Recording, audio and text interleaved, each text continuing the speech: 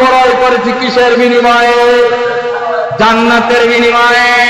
বন্ধুগণ আমার, ভাইয়েরা আমার, কি দিয়ে আপনাকে বুঝাই? সম্পদ দিয়েছেন আল্লাহ, শরীর দিয়েছেন আল্লাহ। একটু খেয়াল করে দেখেন, দুইটা হাত না থাকলে আপনার অবস্থাটা কি হয়? একটু খেয়াল করে দেখেন, দুইটা পা না থাকলে আপনার অবস্থা কি হয়?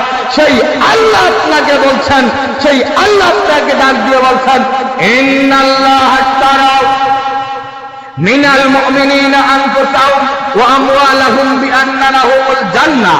আল্লাহ বলছেন, আমি মুমিনের জান, মাল, ধন, সম্পদকে সব কিছুকে ক্রয় করেছি কিসের বিনিময়ে? জান্নাতের বিনিময়ে। সব দিয়েছেন আল্লাহ।